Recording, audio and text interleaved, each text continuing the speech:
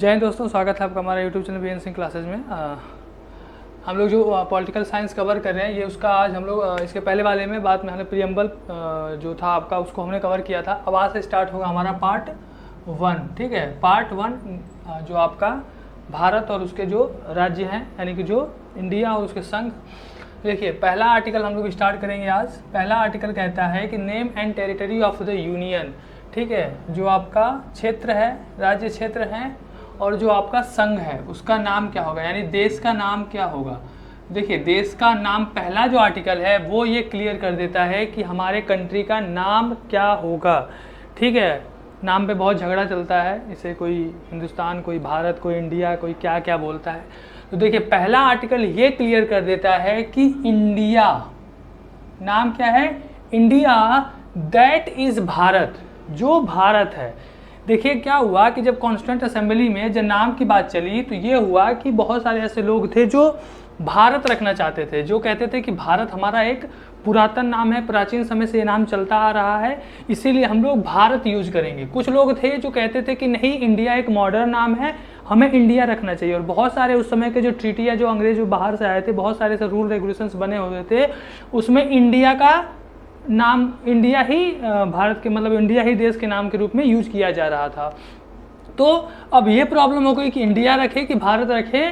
तो हमारे संविधान सभा ने ये निश्चय किया, ये निश्चित किया कि दोनों ही नाम हम लोग रख लेते हैं। ठीक है, तो इंडिया और भारत ये दोनों नाम हमारे देश का रखा गया। अब आर्टिकल 1 साफ साफ कहता है। इसके बाद कहता है shall be a union of state, यानी क्या होगा, राज्यों का संघ होगा, राज्यों का संघ होगा।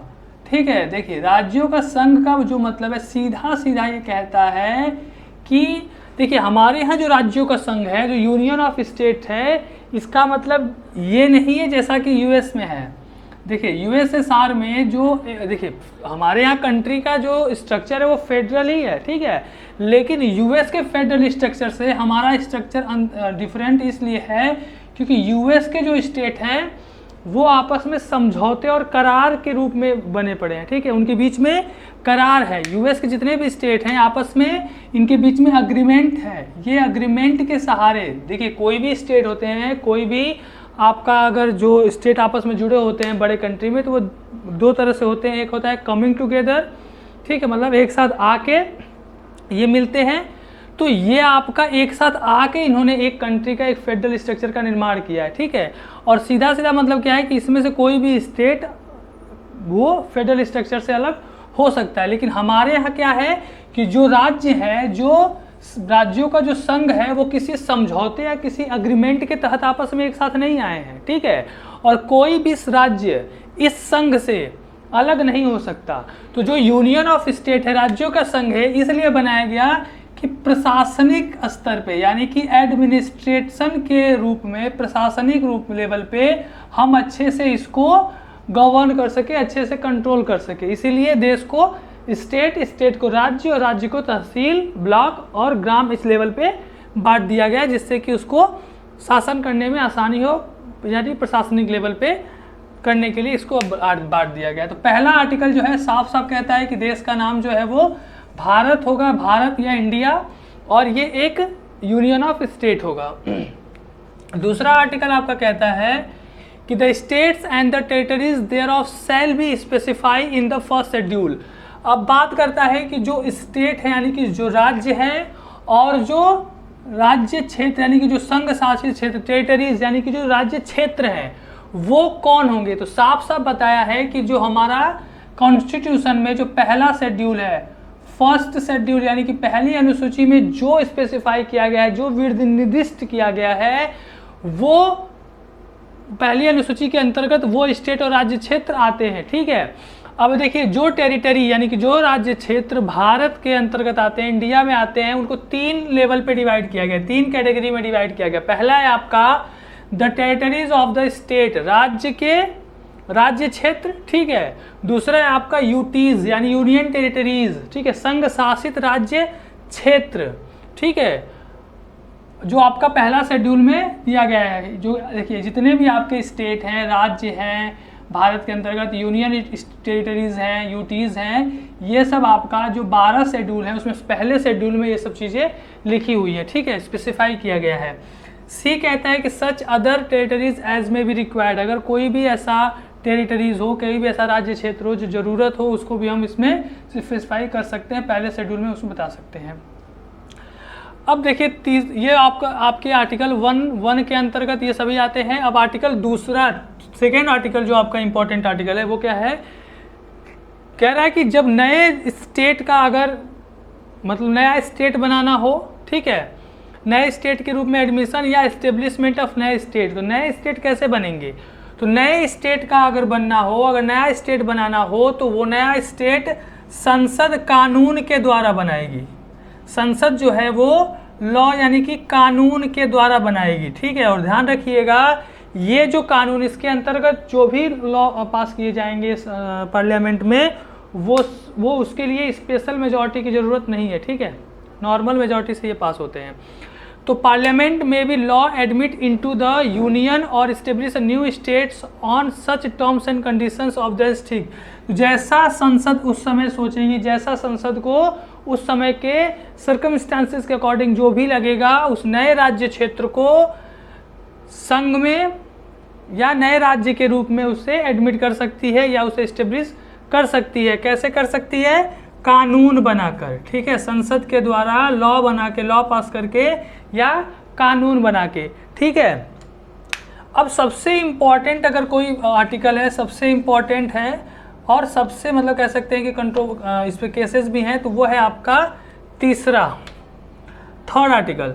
देखिए थर्ड आर्टिकल कहता है formation of new states and alternation of area, ठीक है, अगर एरिया को हमें अलग करना है कुछ को या नए स्टेट का निर्माण करना है तो वो आपका होगा तीसरे के अंतर्गत, ठीक है। या अगर बाउंड्रीज को चेंज करना है, नाम बदलना है या नए स्टेट का निर्माण करना है, तो देखिए ए कहता है कि form a new state by separation of territory from any state, ठीक है, यूनिटिंग टू और मोर स्टेट्स और पार्ट्स ऑफ स्टेट्स और by uniting any territories to a part of any state. पहला जो आपका है उसमें ए में साफ साफ कह रहा है कि आर्टिकल 3 के अंतर्गत ये पावर है संसद को कि वो एक नए स्टेट को बना सकता है अलग करके।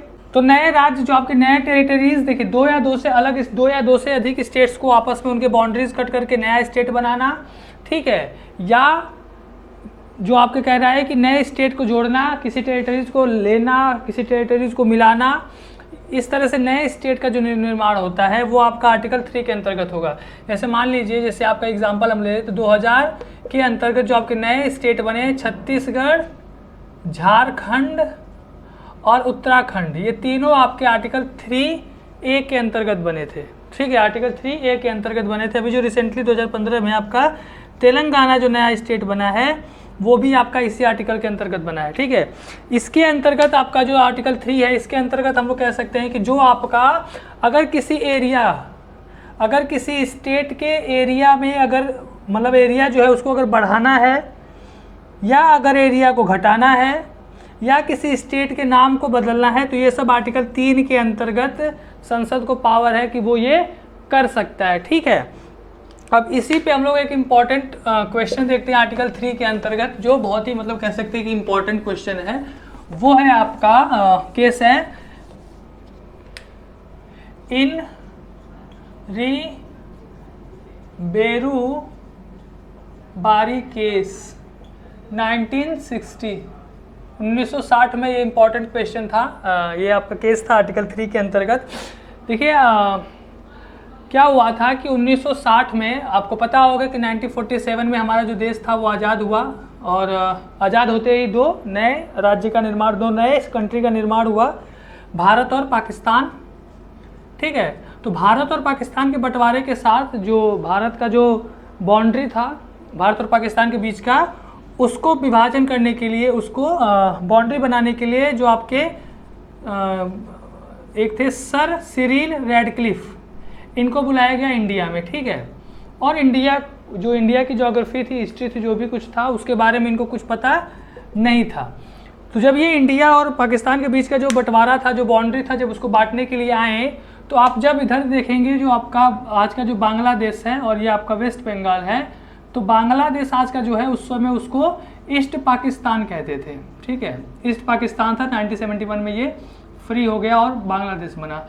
तो वेस्ट बंगाल और बांग्लादेश के बीच में एक आपका जिला है जलपाईगुड़ी, जलपाईगुड़ी। और जलपाईगुड़ी में देखिए थाने से थाना का बीच होगा, पुलिस स्टेशन था, पुलिस स्टेशन से पुलिस स्टेशन के बीच का जो एरिया आता है उसी के आधार पे ये एरिया को बांट रहे थे। तो जलपाईगुड़ी के अंतर्गत एक आपका थाना था बेरूबारी, बेरूबारी, ठीक है। तो सर रेडक्लिफ ने क्या किया कि इसको बांट तो दिया, लेकिन बांटने के बाद इन्होंने क्या किया कि इसको जो आपका जो रजिस्टर था जो भी आपका उसमें इन्होंने दर्ज नहीं किया। और आगे चल के पाकिस्तान के लिए एक मौका मिल गया और पाकिस्तान ने फिर इसको अपने टेरिटरी के अंतर्गत क्लेम किया, इसको अपने टेरिटरी के अंतर्गत क्लेम किया, कहा कि बेरूबारी जो है वो हमारा है। अब इसके बीच में जो भारत पाकिस्तान के बीच में डिस्प्यूट होने लगा, तो सन 1968 में 1958 में उस समय के जो प्रधानमंत्री थे then prime minister Jawaharlal Nehru और पाकिस्तान के प्रधानमंत्री थे नून, तो इनके बीच में आपका एक नेहरू नून समझौता हुआ, एग्रीमेंट हुआ। और इसके अंतर्गत कहा गया कि जो बेरूबारी है उसको हम लोग आधा आधा मतलब उसको डिस्प्यूट को ख़त्म करेंगे और आधा आधा बांट लेंगे। लेकिन उस समय की जो वेस्ट बंगाल जो गवर्नमेंट थी उसने इसको मानने से इनकार कर दिया और बहुत हंगामा हुआ, ठीक है।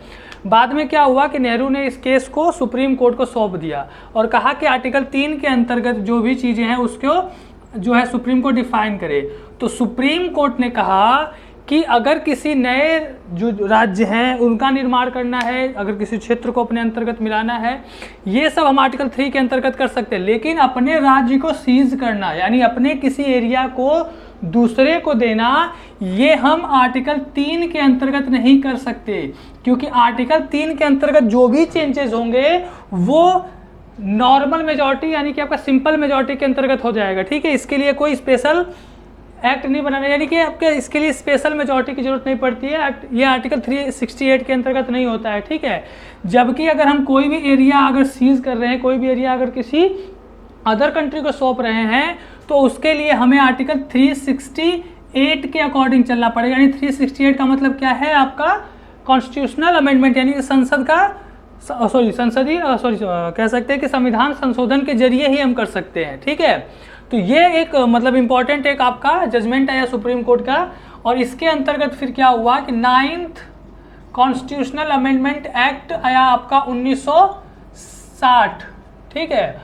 और इसके अंतर्गत जो आपका बेरूबारी था, ये आपका डिस्प्यूट जो था बेरूबारी जो था वो 9th शेड्यूल के 9th कॉन्स्टिट्यूशनल अमेंडमेंट के अंतर्गत बांटा गया, ठीक है। तो कहने का मतलब ये है कि अगर मान लीजिए हम कोई भी नया स्टेट का निर्माण कर रहे हैं, एरिया को अगर हम घटा रहे हैं, बढ़ा रहे हैं, या किसी एरिया को हम लोग बाउंड्री को डिक्रीज कर रहे हैं, अल्टर कर रहे हैं, या किसी नए राज्य का नाम चेंज हो रहा है, तो ये सब हम नॉर्मल मेजॉरिटी से कर सकते हैं, आर्टिकल 3 के अंतर्गत कर सकते हैं। लेकिन अगर किसी एरिया को अगर हमें किसी ज़मीन को अगर हमें किसी और राज्य को किसी और देश को अगर सौंपना है, तो उसके अंतर्गत हम लोग ये आर्टिकल 3 के अंतर्गत हम लोग नहीं कर सकते। उसके लिए हमें आर्टिकल 368 जो आपका है इसके तहत करना पड़ेगा। इसी के अंतर्गत आपका एक और इम्पॉर्टेंट आपका आर्टिकल कॉन्स्टिट्यूशनल अमेंडमेंट एक्ट है, 100th कॉन्स्टिट्यूशनल अमेंडमेंट एक्ट, ठीक है, जो आपका 100वां संविधान संशोधन विधेयक था। इसके अंतर्गत आपको पता होगा कि जो बांग्लादेश है, बांग्लादेश और इंडिया के बीच में कुछ ऐसे डिस्प्यूट एरियाज थे जिनको बांटा गया था, ठीक है। तो ये आपका आर्टिकल 1, आर्टिकल 2 और आर्टिकल 3 के अंतर्गत जो आपका स्टेट और इंडिया जो उसके जो टेरिटरीज है, जो क्षेत्र हैं, राज्य क्षेत्र हैं, उसको हमने कवर किया है। अब अगले वीडियो में हम लोग बात करेंगे आपका सिटीजनशिप पे, ठीक है। थैंक यू, जय हिंद।